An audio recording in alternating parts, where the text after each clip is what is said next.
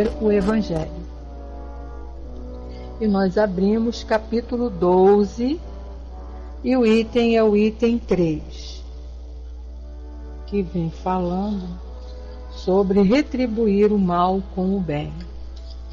E diz assim para nós: se o amor ao próximo é o princípio da caridade, amar os inimigos é a sua aplicação sublime, porque essa virtude é uma das maiores vitórias alcançadas sobre o egoísmo e o orgulho.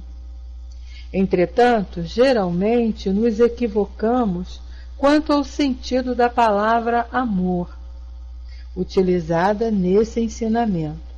Jesus não quis dizer que se deve ter por um inimigo a ternura que se tem por um irmão ou por um amigo. A ternura pressupõe confiança. Ora, não se pode ter confiança naquele que se sabe que nos quer mal. Não se pode ter com ele expansões de amizade, porque sabemos que ele é capaz de abusar delas. Entre pessoas que suspeitam uma das outras, não poderia haver as manifestações de simpatia que existem entre aquelas que estão em comunhão de pensamentos. Não se pode, enfim, sentir ao encontrar com um inimigo o mesmo prazer que se sente ao encontrar com um amigo. Esse sentimento resulta de uma lei física, a da assimilação e a da repulsão dos fluidos. O pensamento malévolo dirige uma corrente fluídica cuja impressão é penosa. O pensamento bom nos envolve com uma emanação agradável. Daí decorre a diferença de sensações que se experimenta com a aproximação de um amigo ou de um inimigo. Amar seus inimigos não pode, pois, significar que não se deva fazer nenhuma diferença entre eles e os amigos.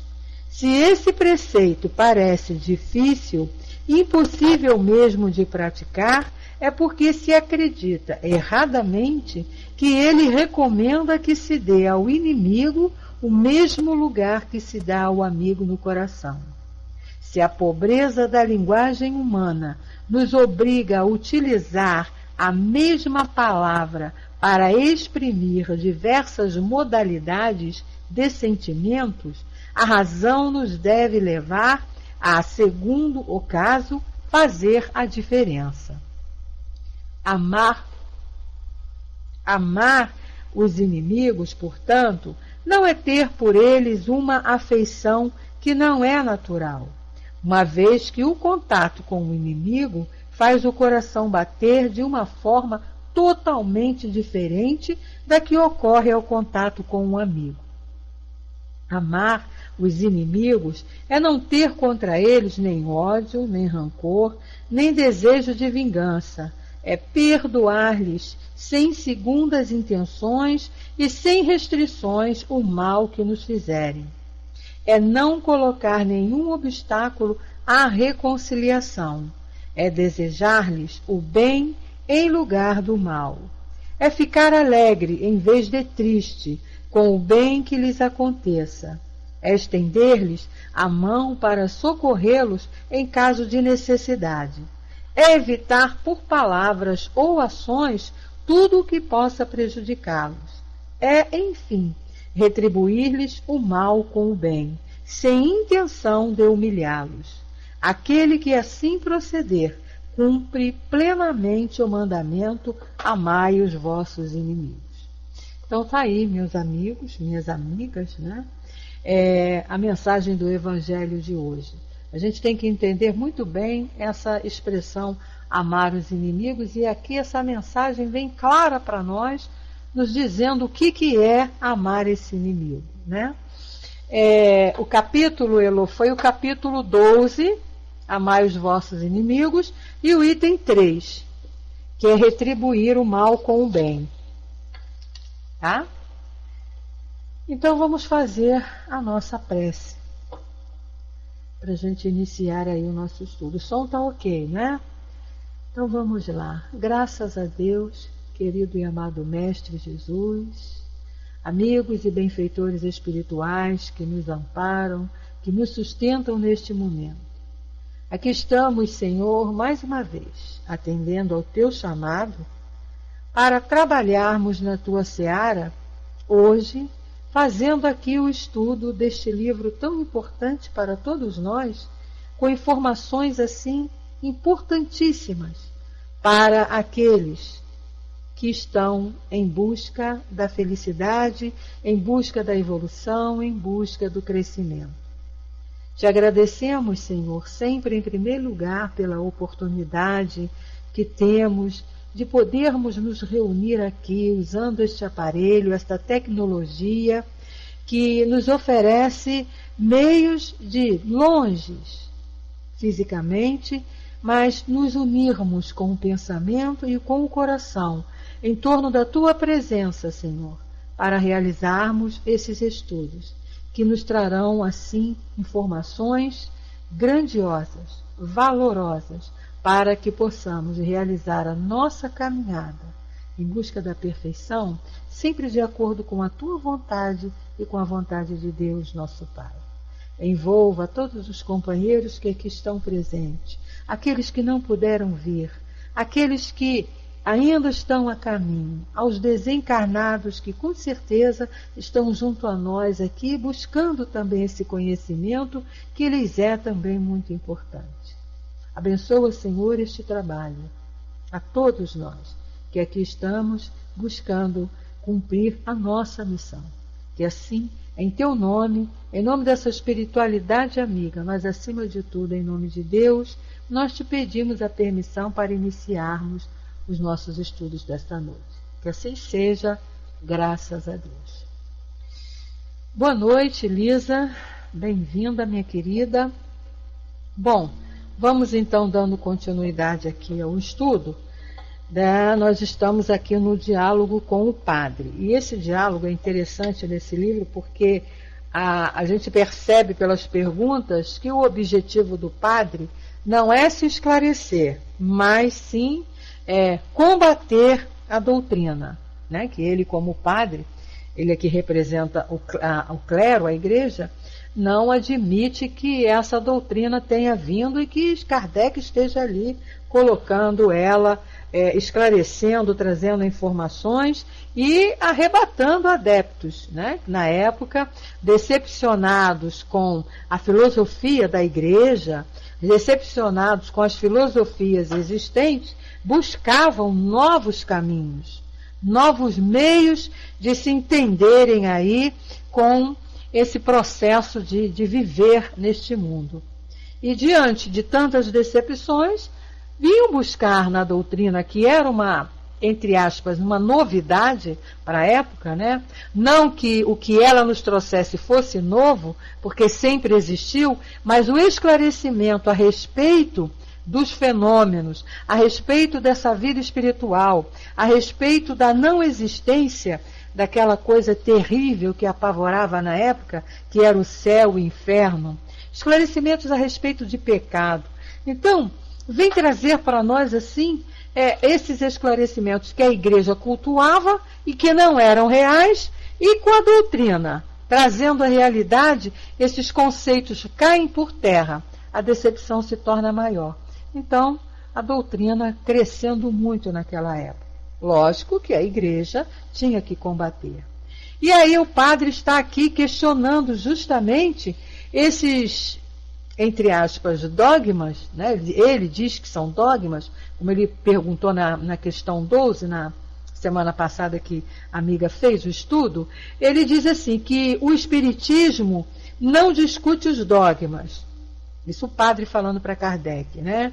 Mas, contudo, ele admite certos pontos combatidos pela igreja, que seria a reencarnação, a presença do homem sobre a terra antes de Adão, e nega a eternidade das penas, né? A existência de demônios, de purgatório e de fogo do inferno.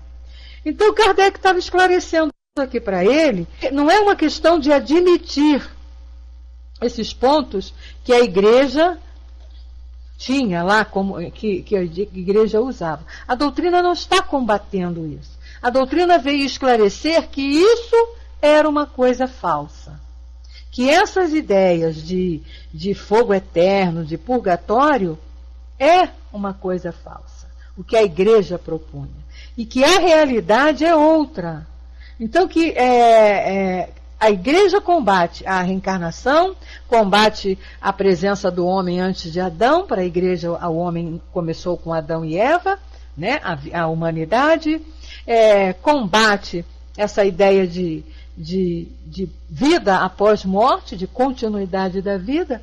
Então é nesse sentido aqui, ele questionando, que Kardec então está desenvolvendo essa ideia, mostrando para ele que se a pessoa acredita, muito bem, e se não acreditam, infelizmente vão ter uma decepção muito grande, porque essa é a realidade, né? Céu e inferno não existe. O que existe é estado de alma após o desencarne. Ou seja, você vai sofrer, sentir ali as consequências dos seus atos e das suas atitudes agora, de durante a vida de encarnado. Não é? Então, quando nós desencarnamos, não vamos para céu, não vamos para inferno, não vamos para lugar nenhum. Ficamos na espiritualidade com as consequências daquilo que fizemos no período de encarnado. Nós também vimos, ele vem esclarecendo aqui, que não existe essa ideia de castigo eterno. Né? O castigo, nem existe castigo. A lei de Deus, ela não é punitiva, ela é educativa. O que existe é educação e não castigo, punição. E aí, diante dessas explicações de Kardec, ele então faz a seguinte colocação e pergunta, né? Admitindo que seria a questão, meu livro é numeradinho, eu já numerei. Então, dentro do diálogo do padre, seria a 13ª pergunta, né? Admitindo o seu raciocínio, não lhe parece que faltam ao homem comum imagens mais impressionantes em lugar de uma filosofia que ele não pode compreender? Ou seja, né? Então aquelas imagens que a igreja produziu do diabo, do homem com chifre, né? Aquela ideia do inferno terrível, se você não fosse bom, você ficar lá naquele lugar terrível, onde só há fogo, onde só há dores, onde só há sofrimento, onde só há choros e ranger de dentes, essas coisas todas. E isso foi criado pela igreja, essas imagens, né? Porque eles achavam que era mais fácil educar o povo dessa maneira. Assim como também a imagem daquele paraíso lindo, bonito, florido, com bichinhos cantando, né? Borboletas, só bichinhos bonitos, diga-se de passagem, né? No paraíso não tem rato, no paraíso não tem cobra, no paraíso não tem cutia, no paraíso não tem onça, né? E a gente sabe que isso tudo é criação divina. Todos esses animais, por mais horríveis que nos pareçam, eles têm a sua função, a sua utilidade na natureza. Mas no paraíso criado pela igreja, eles estão excluídos. Não existe nada, barata, nada disso. Então é só borboletinha, passarinhos que cantam. Nem pardal não tem, porque pardal não canta, né? Então é só passarinhos que cantam, coelhinhos peludos para lá e para cá, aquelas coisinhas fofas, esquilinhos, bonitinhos, né? E também é uma mentira, que também é uma ideia falsa. Então é isso que ele está questionando aqui. É só bichinhos fofinhos, Elô.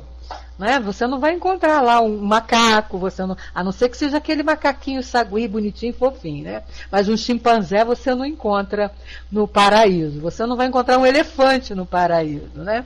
Pois é. Então era a maneira de que eles achavam que tinha que educar. Ou é dessa maneira que você colocou aí. Ou pelo terror do inferno dantesco, ou pela fantasia da mentira também falsa do paraíso lindo. Então é isso que ele vem perguntando aqui. Então, Kardec vem esclarecendo. Antes, deixa eu responder aí esse buenas noches. Buenas noches, Neubert. Né? Buenas noches aí em castelhano, a gente não pode deixar de responder. Seja bem-vindo, meu amigo.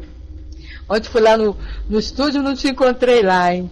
Fiquei com saudade, estou com saudade de vocês. Mas vamos lá. Então Kardec vai e responde a ele, né? Isso é um erro que tem criado vários materialistas, ou pelo menos desviado alguns homens da religião. Surge um momento em que essas imagens não impressionam mais. E então, as pessoas que não se aprofundam no fato, rejeitando uma parte dele, rejeitam o todo, dizendo para si mesmas: se me ensinaram como uma verdade incontestável uma afirmativa que é falsa, se me deram uma imagem, uma figura em lugar da realidade, quem me garante que o resto é mais verdadeiro?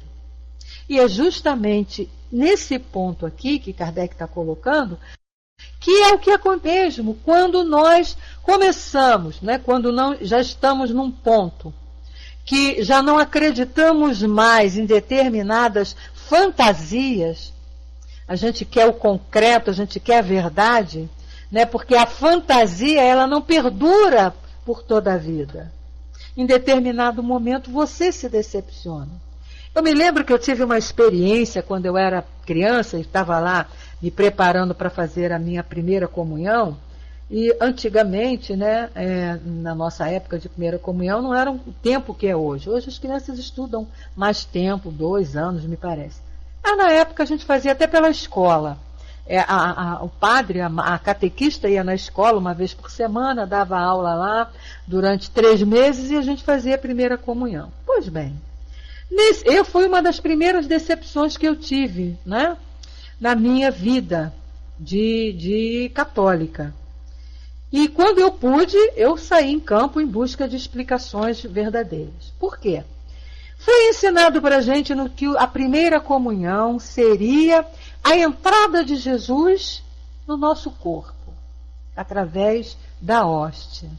Então nós não podíamos mastigar a hóstia, nós não podíamos morder, teríamos que deixá-la dissolver suavemente pela boca e engolir tranquilamente, sem deixar encostar os dentes. Se mordêssemos a hóstia, ela sangraria em nossa boca. Então, porque era o corpo de Jesus que nós estávamos ingerindo. Muito bem. Tia Bete, que já era assim meio arretadinha desde jovem, né? O que ela faz? Quando ela recebeu a hóstiazinha na boca, ela quis, com 7 anos, né, gente? Uma criança com 7 anos, curiosa, né, do jeito que eu era, querendo saber porquê de tudo, né? Minha mãe ficava doidinha comigo. O que eu fiz, né? Eu quis logo saber se aquilo era verdade. Então dei uma mordidinha na hóstia. Aí passei a mão assim na boca para ver se estava sangrando, nada. Então o que aconteceu? Eu fiquei ali muito decepcionada, porque o Cristo, Jesus, não tinha entrado no meu corpo. E como eu era uma criança muito arretada, muito levada, né, e vivia de castigo porque a minha mãe não aguentava mesmo comigo, então eu achava que por eu ser assim, o Cristo não quis entrar no meu corpo. E eu fiquei por muito tempo com esse pensamento. Até, né, que aquilo foi esclarecido, até te provarem, né, que o focinho de porco não é tomada para ferro, eu fiquei por muito tempo com essa impressão, que Jesus não gostava de mim. Porque ele não quis entrar no meu corpo. Porque não sangrou, eu mordi a hóstia, não sangrou. Agora vocês vejam bem, hoje em dia, né? Você vai às igrejas, você vai lá e recebe a primeira comunhão, você tem que mastigar a hóstia. Hoje já é o processo de você mastigar mesmo. Então é isso que Kardec está falando aqui. As imagens que são criadas, né? Mudou, né, Elô? Mudou muito, nossa. Então essas imagens que foram criadas em cima de uma mentira, o que vai acontecer? Vai chegando num determinado ponto que elas já não satisfazem mais. E é o que ele está dizendo aqui. Como não te satisfaz aquilo, e aí você descobre que é uma mentira, né? Por exemplo, a história de Adão e Eva, enquanto a ciência não provou realmente como é que o homem veio ao mundo, tudo bem. A história de Adão e Eva vinha numa boa. Mas depois que Darwin veio lá com as suas evolução das espécies e outros cientistas também estudando, né, as pesquisas, a geologia mostrando aí fósseis e tudo, a idade do homem de de quanto tempo que o homem está na Terra, de como que ele veio, o seu progresso, a sua evolução material, acreditar em Adão e Eva fica meio difícil, né? Até porque na história de Adão e Eva, e isso no estudo do livro A Gênese, Kardec tira bem a nossa dúvida a respeito disso, a própria história de Adão e Eva, né, ela é confusa, porque vem ali Adão, né, Deus criou Adão para viver ali eternamente, sem precisar trabalhar, sem precisar se alimentar de comida, de suor, de nada, uma vida tranquila, né, naquela ociosidade terrível. E Deus põe a Eva, né? Aí a primeira pergunta, se Deus colocou a Eva para viver com Adão, por que eles não podiam ter um relacionamento? E aí o relacionamento sexual era tido como pecado, né? O Neubert coloca que ela é muito figurativa, cheia de figuras de interpretação. Pois é, mas é uma figuração que, aos olhos assim, nu e cru, né, Neubert, ela se torna falsa. É isso aí, Elisa. É uma história contraditória. E aí o que faz? Causa decepção naqueles que acreditam piamente que aquilo era uma verdade, né? É só do ponto de vista moral. Também, agora, por que você vai usar de coisas falsas para passar um ensinamento moral, se você pode passar através da verdade? O fato de Deus não ter criado o homem, né, não ter criado o homem da maneira que é colocada, vai denegrir a sua imagem? Vai diminuir? Né? Não tem como. Não tem mais. Então, é o que Kardec está dizendo aqui, porque a igreja vivia de fantasias, vivia dessas imagens. Tudo criava imagens em torno disso, né? Vocês vejam na Semana Santa, o próprio ritual antigamente da Semana Santa era todo em cima de coisas falsas. A prova é que a própria igreja jogou por terra muitos conceitos antigos. A ideia de não poder comer carne, você perguntava por que, eles não sabem explicar o porquê, de você não poder comer carne a quaresma toda, a Semana Santa toda, de na sua casa você não poder colocar uma música na Semana Santa. Isso tudo caiu por terra, porque eram ideias fantasiosas, que não combinavam com a verdade, né? Na realidade, por exemplo, essas comemorações de Semana Santa, elas já deviam ser abolidas do calendário. Porque o Cristo não morreu, ele continua vivo aí. E por que ficar comemorando essa coisa tão trágica, tão triste, sempre, todo ano? Não é? Não tem sentido. A gente tem que comemorar a vida, que é o que a doutrina faz. Então é isso que Kardec diz aqui. Olha como ele continua dizendo para nós. Primeiro deixa eu ler o que a Elô colocou ali. A Elô disse, só tinham eles como primeiros homens, como Caim matou Abel e depois Caim casou. Casou com quem? Não te explicam. Heloísa, a gente questiona, eles enrolam e não explicam com quem que Adão, que Caim lá casou, né? Onde ele foi arrumar uma mulher para constituir família. Aí vem a mentira, né? Porque eu me lembro que eu questionava isso na minha catecista e ela não tinha resposta e dizia, isso aí já são mistérios de Deus que nós não podemos nos meter. Essas respostas vão decepcionando as pessoas dentro da religião. E aquelas que não estão acomodadas e que não aceitam resposta desse tipo, como foi o meu caso, saem em campo buscando respostas com lógica. E aí vem encontrar na doutrina. Então Kardec diz assim, se ao contrário a razão cresce e não repele nada, a fé se fortalece. É lógico. Não é? Então tudo o que a gente estuda aqui, que a doutrina dos Espíritos nos trouxe, que os Espíritos nos esclareceram, é em cima de uma verdade. Então a gente não se decepciona.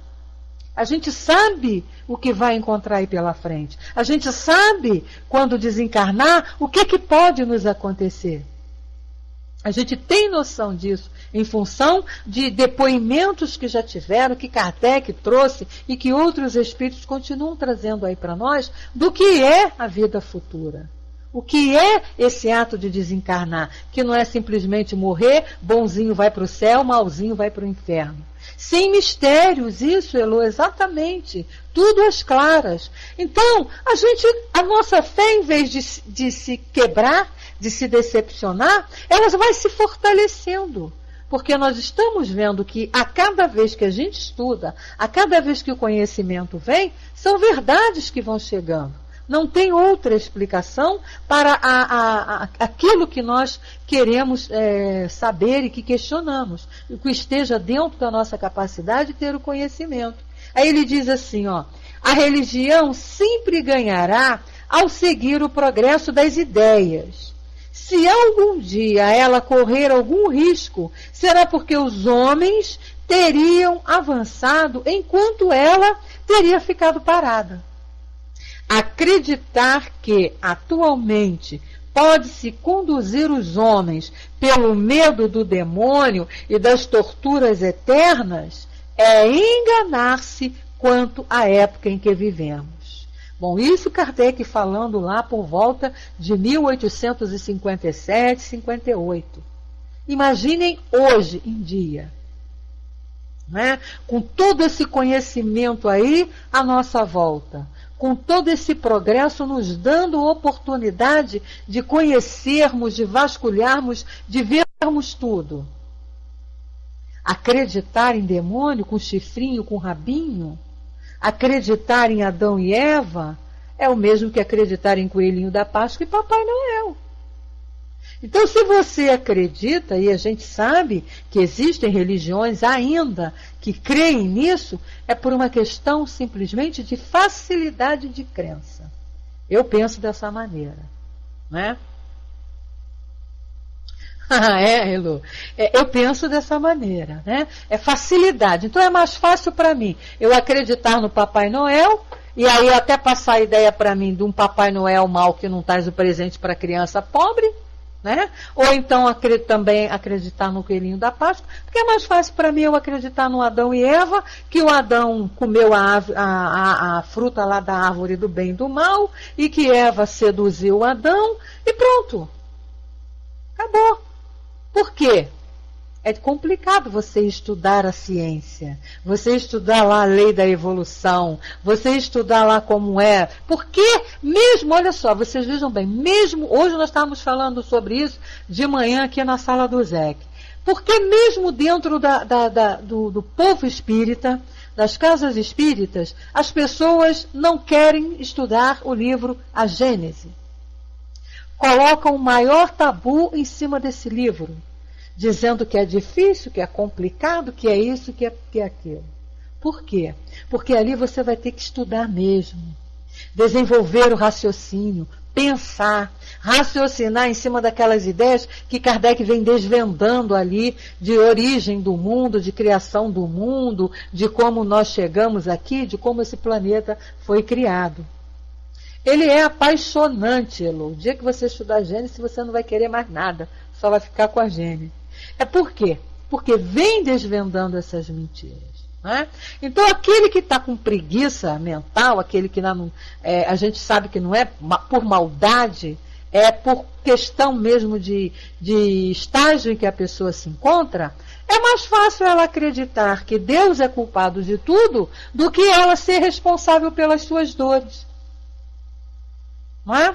Porque você fala para uma pessoa assim, que está sofrendo, que aquele sofrimento ali foi causado por ela não vai aceitar, porque ela não aceita a vida passada, e nessa vida ela não fez nada para ter aquilo por sofrendo assim. É como as pessoas nos questionam, né? E se você vai explicar que não é porque Deus quer, é difícil, não entende, porque para elas é porque Deus quer, né? E também tem isso, Neubert, pode ser mais fácil para as pessoas compreenderem, porque a tal história, né? Existe também aquele grupo que quer o mais fácil. Eu não quero esquentar minha cabeça com problemas, em querer pensar. Não quero pensar, né? Então é mais fácil Deus ser o dono de tudo, Deus ser o responsável por tudo, tudo acontece porque Deus quer, porque faz parte da lei de Deus. E aí, isso aí, ninguém quer segurar a batata quente. Ninguém quer ser responsável. E não são pessoas assim que a gente vê analfabetas, não. Pessoas num certo desenvolvimento intelectual que não acreditam em determinadas coisas. Né? Aí fica difícil. O que vai acontecer? A decepção em determinada hora, porque estão se analisando e vivenciando em cima de ideias falsas. Essas ideias falsas vão cair um dia. Aí vem a decepção. Mesmo que não seja quanto encarnado, mas desencarnado. Quantos espíritos são atendidos no trabalho de desobsessão, não é? De atendimento a espíritos sofredores, nas casas espíritas, que chegam lá decepcionados com a religião que praticaram enquanto encarnados. Eles falam assim mesmo. Eu mesmo, quando trabalhava na desobsessão, assisti vários. Eles dizem assim: mas eu segui piamente o que me era mandado dentro daquela igreja. E disseram que se eu fizesse tudo direitinho, que eu teria o céu. E cadê o céu que eu não encontro? Eles chegam assim, desesperados, porque não encontram o céu que foi prometido. Então, é a decepção que vem para o espírito. Né? Aí você vai ter que ter um trabalho, a espiritualidade vai lá, os mentores esclarecerem que aquele céu que foi prometido não existe. Vamos ver o que a Lisa colocou aí. Compromisso que não querem assumir, porque quanto mais conhecimento, maior o compromisso. Verdade, tem isso também, Lisa. Não é? Quanto mais eu sei, mais será cobrado. Então é preferível não saber. Deixa eu ficar, é aquele aluno do professor lá da escolinha do professor Raimundo, né? Deixa eu ficar quietinho, escondidinho aqui no meu cantinho. Não estou fazendo mal para ninguém. Deixa eu ficar bem escondidinho. Não mexe comigo, que tá bom assim. Só que um dia vai ter que ser tocado, né? Porque a lei é de evolução, a lei é de progresso. E aí ele diz: acreditar que a tortura pode-se conduzir os homens pelo medo do demônio e das torturas eternas é enganar-se a época em que vivemos. E aí o padre então vem com outra colocação dizendo assim: realmente a igreja hoje reconhece que o inferno material é uma imagem, mas isso não exclui a existência dos demônios. Sem eles, como explicar a influência do mal que não pode vir de Deus? Então olha só, para justificar uma eles criam uma fantasia. Né? Por quê? Como eles iriam explicar a existência de Deus se não existisse um elemento para ser o contrário de Deus e criador das coisas ruins? Então a gente tem que ter aí um diabo. Tem que existir o demônio. Mas aí você pergunta, não é? Mas quem criou o demônio? Aí eles param, que Deus cria tudo. Isso todas as religiões professam, que Deus é o criador de tudo. Então de onde veio o diabo? Foi criação divina. Aí eles vêm com uma história mais esfarrapada ainda, que foram os anjos e os arcanjos que se revoltaram com Deus e foram expulsos lá do céu. E caíram, né? Que é a famosa história dos anjos decaídos. Mas, gente, uma criatura que já foi criada, porque na ideia deles, eles já foram criados anjos, passaram pelo progresso. Então, uma criatura que já foi criada perfeita pelas mãos de Deus, um anjo, né? Que seria assim a pureza total, como é que ele vai ter o sentimento de revolta? Aonde ele adquiriu esse sentimento de revolta? Para se revoltar com Deus? Não é? Então, jamais isso teria acontecido. Um anjo criado, se fosse verdade, né? Se ele tivesse sido criado por Deus perfeito, jamais ele se revoltaria, porque ele nem sabe o que seria esse sentimento de revolta. E vamos também, então, admitir que ele tenha progredido, né? Assim como Jesus, que chegou lá ao patamar de espírito puro. Um espírito como Jesus jamais vai se revoltar com Deus. Ele já tem a compreensão do que é o certo, do que é o errado, das leis, que as leis são perfeitas. Jamais ele ter esse sentimento de revolta. Então, não poderia, se ainda tivesse, não poderia ser chamado de anjo. Então, olha só as incoerências que a igreja foi criando e ela mesma foi se embananando nessas histórias. Porque enquanto existem aqueles também que aceitam passivos, existem aqueles que também não aceitam essas ideias e questionam. Como não encontram resposta lá na sua igreja, saem em campo. E se não encontram lugar nenhum, tornam-se materialistas, ateus. Porque não encontraram resposta. Então, ele pergunta assim, realmente, a igreja hoje reconhece que o inferno material é uma imagem, mas isso não exclui a existência dos demônios. Sem eles, como explicar a influência do mal que não pode vir de Deus?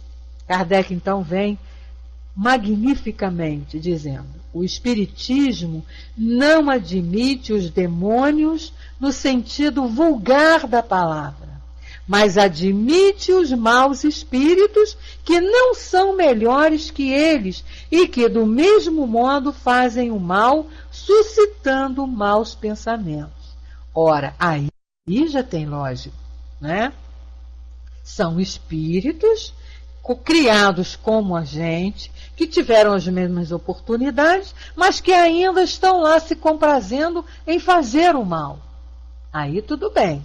Mas o demônio criado mesmo lá, né, como figura, do jeito que foi apresentado, não foi criação divina, né? Vamos ver o que a Lisa coloca aí. A Lisa diz assim, pegaram um pastor criou um spy anti-capeta, custa R$100.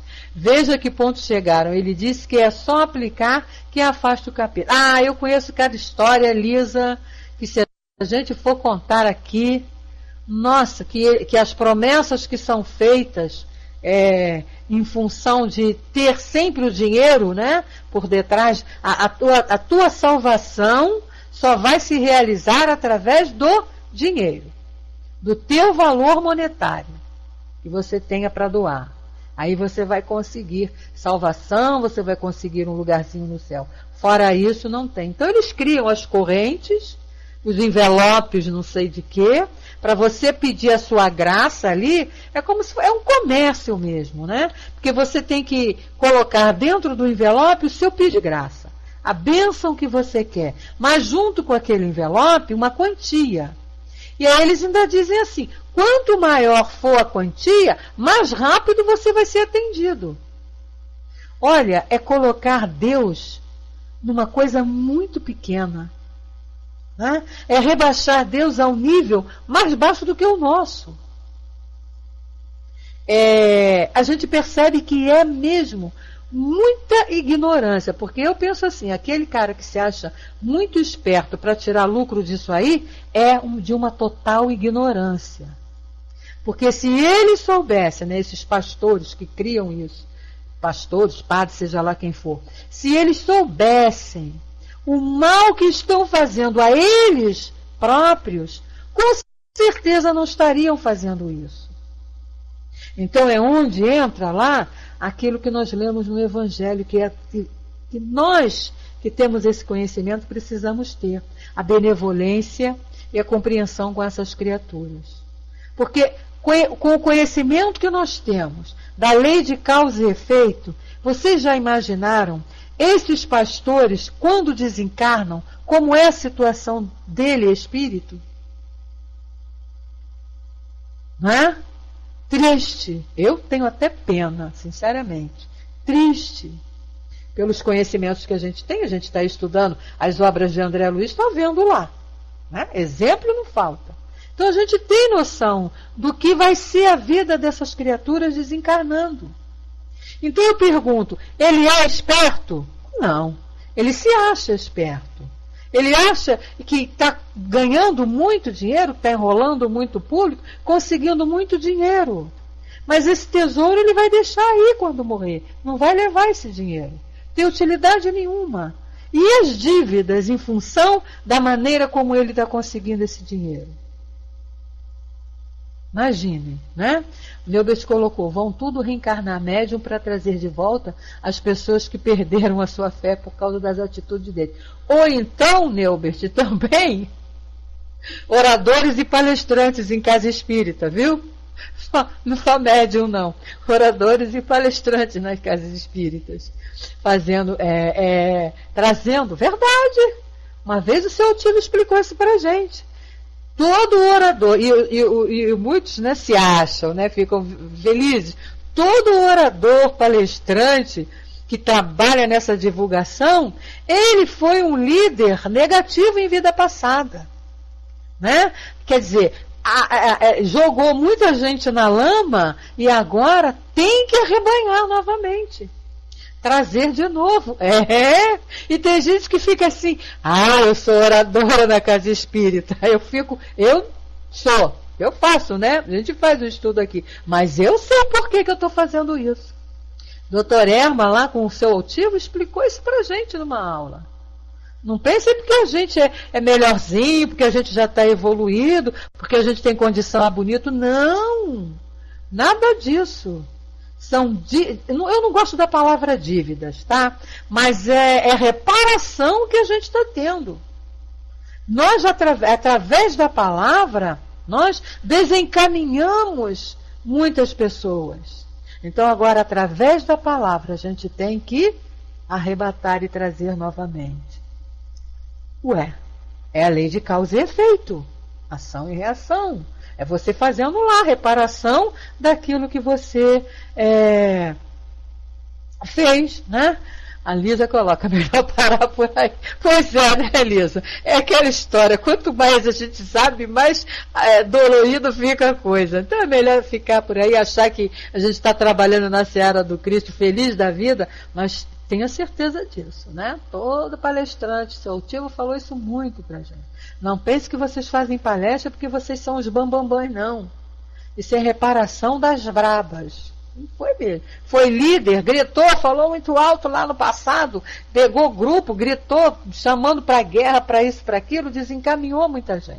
Então agora é o que o Neubert colocou aí. Futuramente estarão eles aqui fazendo o contrário, arrebatando quem desencaminhou, né?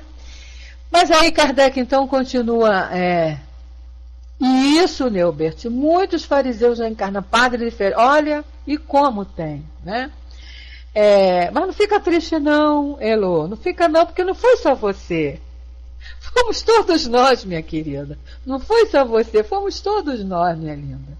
Queimamos muita gente na fogueira, gritamos muito lá, entendeu? Botamos muito dedinho e riste lá na cara dos outros, condenamos muito. Então a gente aqui agora tem que, resgatar isso tudo que nós fizemos, né? É a reparação, é a lei de reparação e de educação. Com certeza, nunca mais esse tipo de coisa nós vamos fazer, porque estamos aqui aprendendo. Bom, então aí Kardec continua dizendo aqui para nós, né? Não admite os maus espíritos, que são os melhores do que ele. Ele apenas afirma que os demônios não são seres à parte, criados para o mal e perpetuamente voltados para ele. Uma espécie de párias da criação e carrascos do gênero. São seres atrasados. Isso é o que a doutrina explica em relação aos demônios. São seres atrasados, ainda imperfeitos, mas aos quais Deus reserva um futuro. Aí a gente lembra lá de Jesus, né? Que a gente tem que se trazer sempre para os nossos ensinamentos, para os nossos estudos. Nenhuma ovelha de meu Pai se perderá. Por pior que seja a situação que esse companheiro se encontra, por mais triste, por mais desonrosa que seja a sua vida, um dia ele também vai ser um espírito puro. Está aqui bem claro.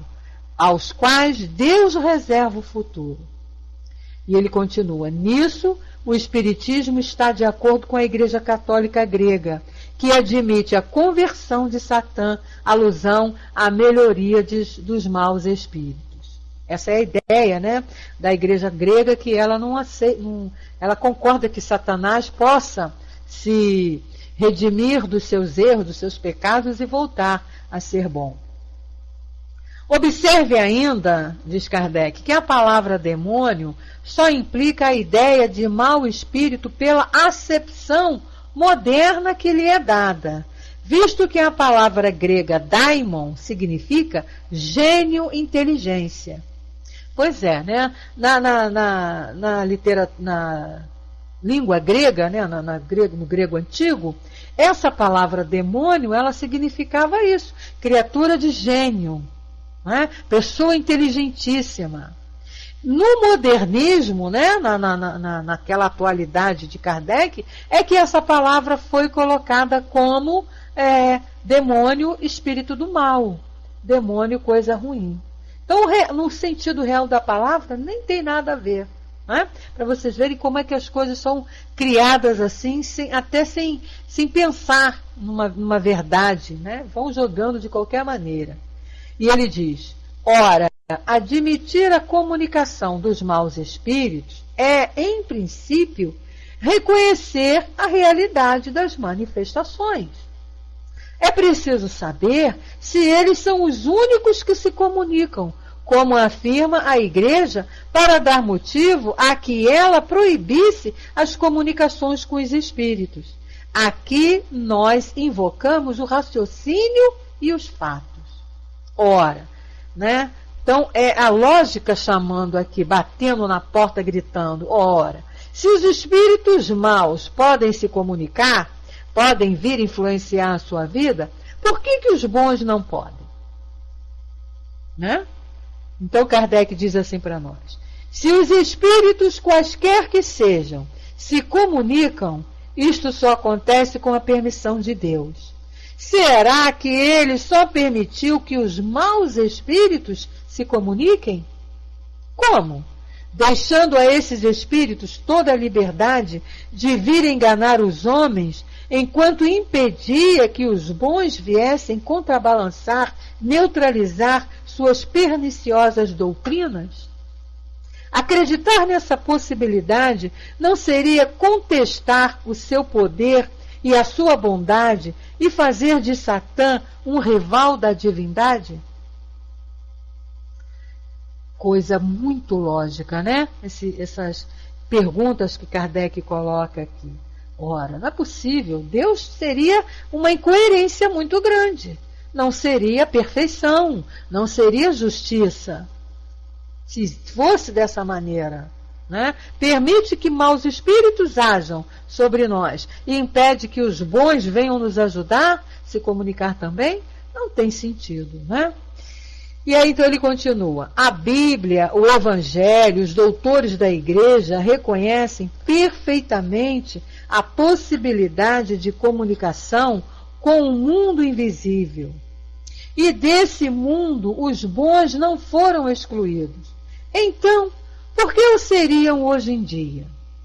Se a Igreja, né, o que ele está dizendo aqui, que a Igreja admite a possibilidade de comunicação dos espíritos bons. Né? Então a gente vê lá os que são santos, que apareciam, né? Tem lá Nossa Senhora de Fátima que apareceu no espírito, né, feminino, que deram o nome de Nossa Senhora de Fátima. Tem a história lá de Bernadette também, que via a santa, e tantos outros aí, todos vendo essa possibilidade de aparecer, trazendo mensagem, trazendo informação, dando ali uma mensagem. Por quê? Se eles admitem, o espírito não pode. São espíritos. Né? Então, é o que ele está colocando aqui. Aí ele diz, aliás, ao admitir a autenticidade de certas aparições e comunicações de santos, a Igreja exclui a ideia de que só pode haver contato com os maus espíritos. Certamente, quando as comunicações só contêm coisas boas, quando nelas só se prega a mais pura e a mais sublime moral evangélica, a abnegação, o desinteresse e o amor ao próximo. Quando nelas se combate o mal, sob qualquer forma em que ela se disfarce, será racional acreditar que o espírito maligno proceda desse modo? Então veja bem, a Igreja admite assim, se não forem santos, são demônios, todos os espíritos que aparecem. Agora, como que demônios, como que espíritos do mal vão trazer mensagens boas, mensagens dignas, né? Combatendo o mal? É o que ele está questionando aqui. É racional isso? Acreditar que o espírito do mal possa trazer uma mensagem positiva? Possa trazer uma mensagem boa? Não tem lógica, né? Aí vem o padre, né? O padre, ainda dá tempo de fazer mais uma. O padre então diz assim: o Evangelho nos ensina que o anjo das trevas, ou Satã, se transforma em anjo de luz para seduzir os homens. Então essa é a desculpa que eles utilizam, não é, para explicar os bons espíritos aparecendo.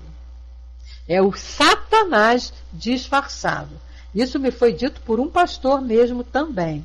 Ele diz assim, que no espiritismo, esses espíritos que vêm trazer mensagem para nós, é o diabo disfarçado de bom espírito, de espírito de luz. Então aí Kardec vem magnificamente também respondendo, dizendo assim: Satã, segundo o espiritismo, é a opinião de muitos filósofos cristãos. Não é um ser real, é a personificação do mal, como outrora Saturno era a personificação do tempo. A Igreja prende à letra essa figura alegórica. É uma questão de opinião que eu não discutirei. Então Kardec mostrando aí que isso foi uma fantasia criada pela Igreja, que a realidade é outra, que essa figura tida lá como Satanás, como o diabo, criada pela Igreja, não existiu, não existe, nem nunca foi criada. Aí vem ele: admitamos por um instante que Satã seja um ser real. A Igreja há a força de exagerar seu poder com o objetivo de intimidar, chega a um resultado totalmente contrário, ou seja, a destruição não somente de todo o medo, mas também de toda a crença nessa pessoa.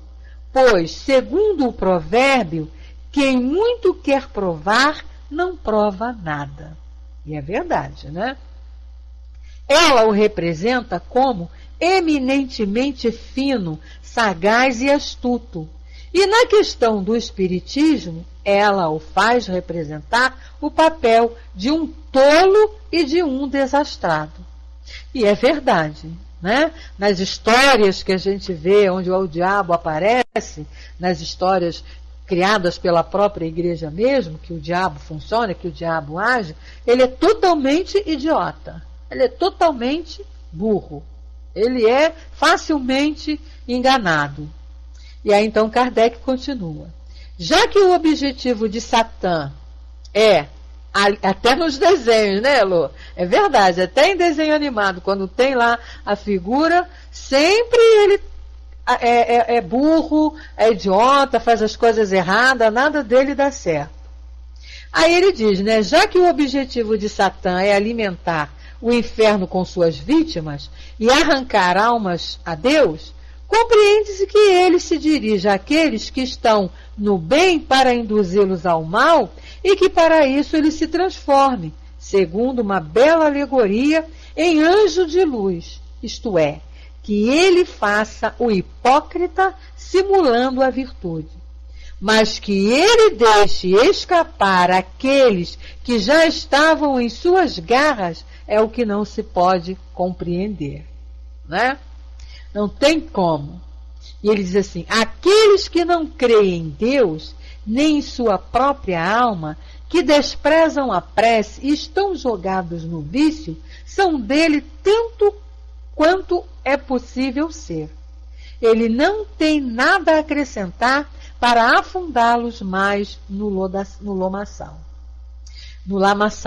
Ora, investigá-los a voltar para Deus, a orar, instigá-los a voltar para Deus, a orar e se submeterem à sua vontade, encorajá-los a renunciar ao mal, mostrando-lhes a felicidade dos eleitos e a triste sorte que aguarda os perversos, seria o ato de um ingênuo, mais bobo do que se dar liberdade a pássaros de gaiola, com a ideia de tornar a agarrá-los em seguida.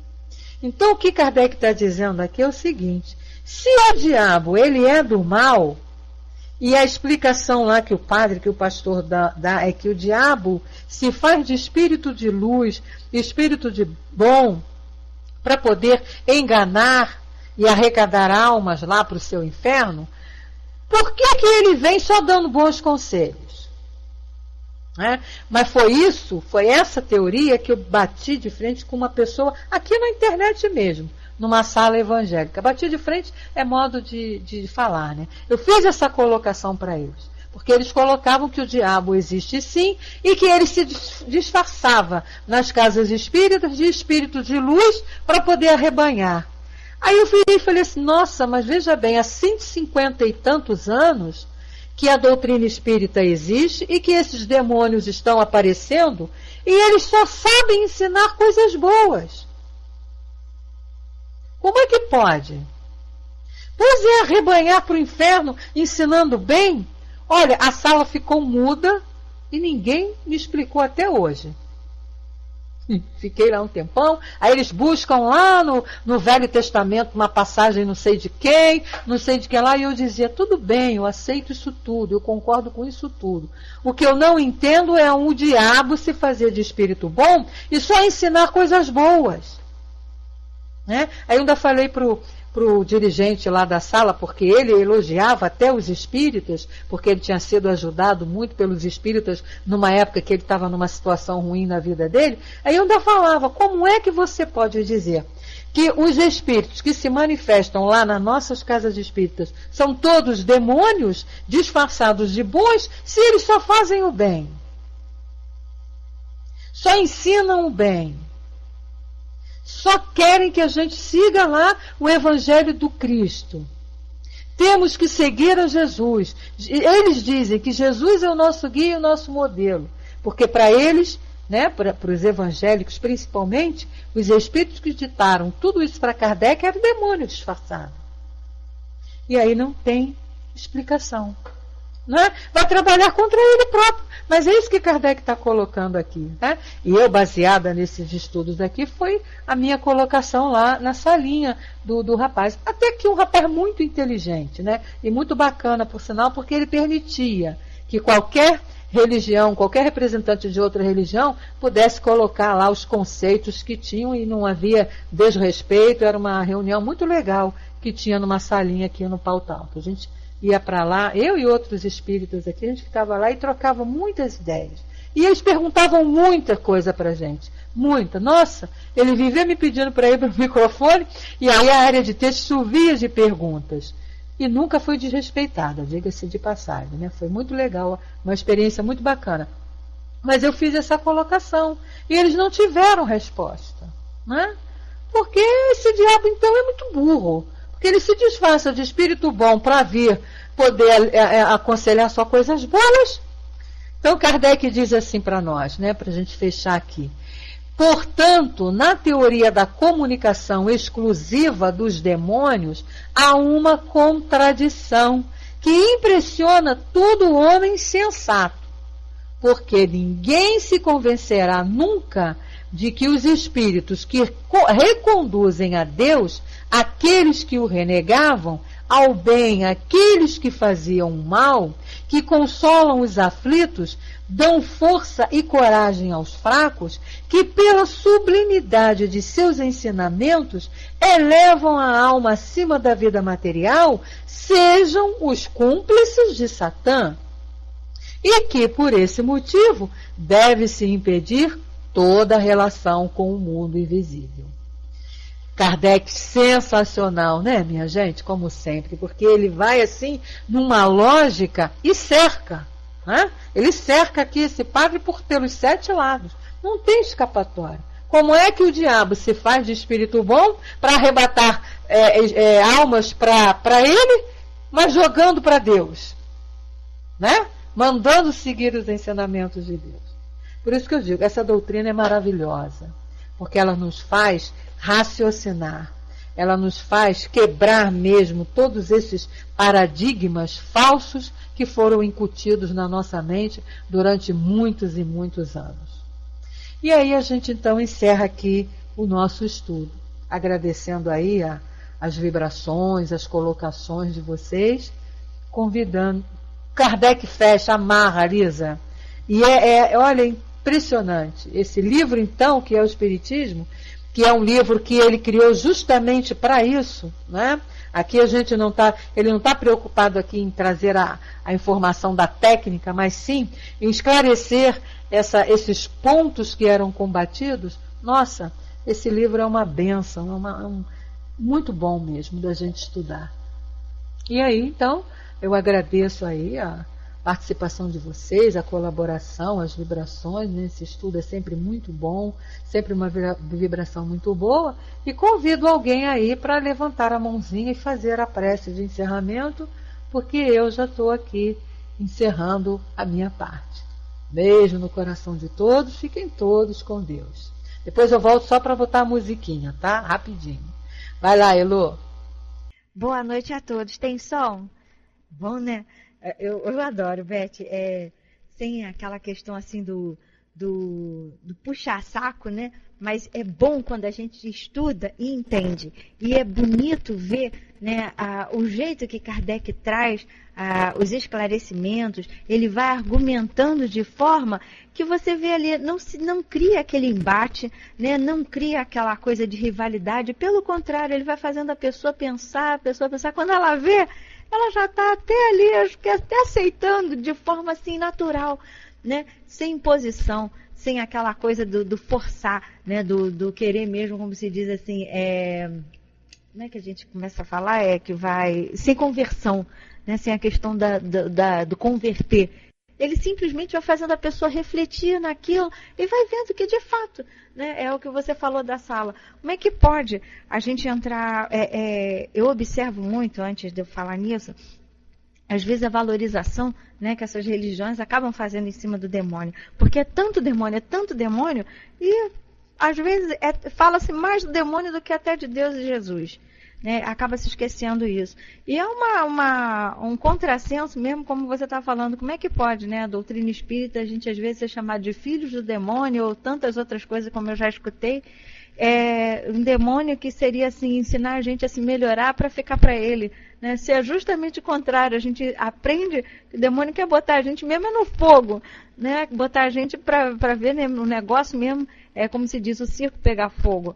Então, quer dizer, ele vai ensinar a gente a ser melhor, com que propósito? Né? Então, são coisas que a gente para, assim, pensa, reflete um pouquinho, né? Igual na nossa época, assim, não dizendo que a gente mas a gente tinha uma inocência e a gente acreditava nas coisas com mais facilidade.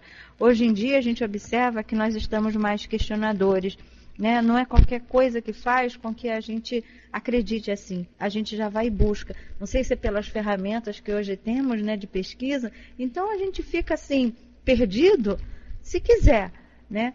A gente até fica perdido, aqueles que estão mais assim para o interior, né, mais desligado dessa tecnologia toda. Mas quem está no centro urbano fica desinformado porque quer. Porque meio de pesquisa, meio de buscar, a gente tem. Na nossa época a gente não tinha. Era pecado, simplesmente pecado, mistérios que só Deus sabe. E se a gente insistisse, vai lá, fica rezando Salve Rainha, ato disso, ato de contrição, Pai Nosso, Credo e Ave Maria, e ficava lá em frente ao altar rezando tempão. Né? E hoje em dia já não é mais assim. Então a gente observa que o tempo vai mudando de acordo, né? Nada como esse bendito tempo, que a gente só tem a agradecer, que vai fazendo com que a gente vá chegando de forma cada vez mais consciente, né? Buscando entender muito mais as coisas. Então, Beth, obrigada pelo jeito assim, pela intuição, pelo modo como você traz o estudo de maneira clara para a gente poder compreender. E a gente agradece a Deus, a Jesus, aos amigos espirituais, a Allan Kardec, sempre, sempre, sempre, porque foi assim um instrumento que nos trouxe toda essa codificação, com todo o seu amor, com toda a sua paciência, com toda a sua dedicação e perseverança, porque a gente observa quantos de nós, às vezes, por um mínimo, A gente acaba desistindo das coisas, vai fraquejando, vai deixando assim de lado. E Kardec, diante de toda a dificuldade daquele tempo, buscou, lutou contra, às vezes, o desânimo, não se deixou vencer, diante, às vezes, das repressões, diante, às vezes, de todo o massacre da época, e nos deixou toda essa obra aí que nos auxilia tanto. Mas que nós possamos assim, Pai, nos espelharmos também nesse exemplo de perseverança, nesse exemplo de luta, assim como tantos outros, Pai. A gente sabe que o nosso maior modelo é Jesus, mas tivemos vários, Pai, apóstolos que tiveram as suas vidas com tantas dificuldades, mas que perseveraram e que venceram. Que todos eles nos sejam assim nesse momento lembrados com todo carinho para que nós possamos sempre estarmos, Pai, com vontade, com querer, com confiança, com fé, sempre em nossos corações, para que trilhemos sempre, Pai, esse caminho do bem, nos esclarecendo cada vez mais, porque através dos esclarecimentos, Pai, com certeza, vamos modificando os nossos sentimentos, a nossa conduta, o nosso coração, o nosso pensar. Obrigada por toda a oportunidade de aprendizado, obrigada pelo amparo que tivemos aqui nessa noite dos amigos espirituais e te agradecemos assim, Pai, por essa oportunidade que tivemos nessa noite. Envolve-nos a todos, envolve esses amigos aqui presentes, seus lares, seus familiares, envolve essa equipe espiritual que também esteve a nos sustentar com todo o seu amor. Obrigada e encerramos assim, Pai amado, o estudo do livro que é o Espiritismo. Graças a Deus, graças aos amigos espirituais que nos envolvem hoje e sempre. Que assim seja.